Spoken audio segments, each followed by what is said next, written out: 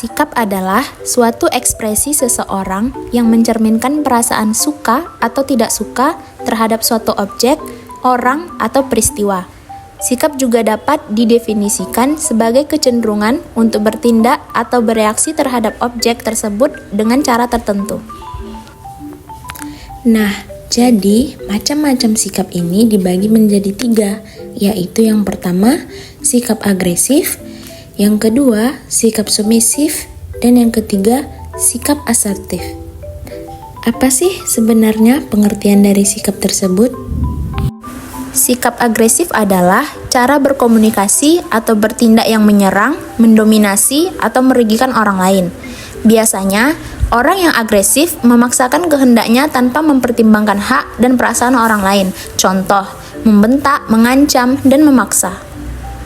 Sikap submisif adalah perilaku di mana seseorang cenderung mengalah, menuruti kehendak orang lain, dan sulit mengungkapkan pendapat atau kebutuhan sendiri.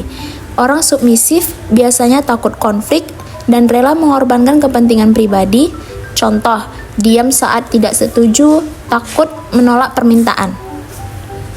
Sikap asertif adalah kemampuan untuk mengungkapkan pikiran, perasaan, dan kebutuhan secara jujur, tegas, dan tetap menghormati hak orang lain. Sikap ini seimbang antara memperjuangkan diri sendiri dan menghargai orang lain. Supaya lebih mudah memahami, kami akan memberikan contoh dengan dialog singkat berikut ya.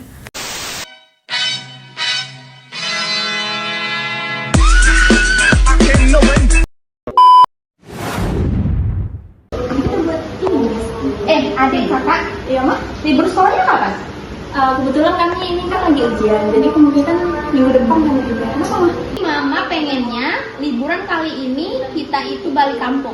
Titik, gak ada tempat yang lain. Tapi mah, liburan itu kan untuk semuanya. Gimana kalau misalnya kita tanya sama adik aja? Mana tahu dia punya tempat untuk yang mau dia kunjungi kan? Aku sampai Ya kalau mama maunya ke kampung, aku ikut aja. tuh kan, adik juga gak masalah. Udah dong beres. Tapi ini kalau misalnya kamu punya keinginan sendiri, kayaknya kamu lebih baik bilang deh biar kita bisa diskusi bareng. Sebenarnya pengen ke pantai sih, tapi nggak apa-apa kok kalau emang harus ke kampung dulu. Nah, gini aja, biar adil, gimana kalau misalnya kita 2 hari di kampung, terus kita 2 hari di pantai? Ya udah deh, asal nggak ribet ya. Oke, Ma.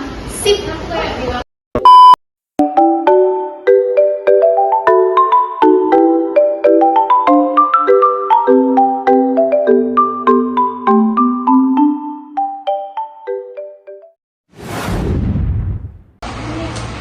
Serius Dennis, bikin kamu ini hancur lagi. Kita jadi kayak nggak niat ngerjain tugas ini. Kamu mau bagiin aja nggak bisa rapi? Maaf ya, Cel. Aku udah coba sama aku, mungkin aku kurang ngerti materi bab itu. Ya kalau nggak ngerti, kenapa nggak nanya? Jangan lagi bikin tugasnya kelihatan rasa sampai begini. Cel, aku tahu nih kamu pengen tugas kita ini lebih bagus. Tapi bisa nggak ngomong sama Anis jangan kayak gitu? Mau jadi bikin dia sulit berkembang nanti ya kan? Bisa nggak kita nyelesain ini tanpa nyalain satu sama lain? Ya kenapa emang itu? Kamu salah. Nggak salah, juga nggak salah. Tapi beda antara itu sama ngikutin. Kita bisa ngoreksi tugas kita ini, tapi dengan cara bikin orang itu jadi mau lebih belajar. Bukan malah bikin Anis jadi lebih takut nantinya kan? Aku bukan nggak mau belajar, aku kurang mengerti di bagian itu. Tapi aku terus ingin coba lagi kok untuk dapat lagi memahami bab itu. Ya deh, maaf tadi aku emosi. Aku juga gak mau nilai kita hancur, makanya aku jadi stres. Gak apa-apa, wajar kok kalau misalnya kita lagi stres. Tapi kita bisa ngerti bukannya musuh. Beda gini, sekarang kita ulang belajar teorinya ini sampai nanti Anis benar-benar paham. Makasih Elin, makasih juga Celi. Aku akan berusaha untuk lebih baik lagi kok. Sip, tapi habis ini kamu yang traktir kopi ya. Gak usah ngeles.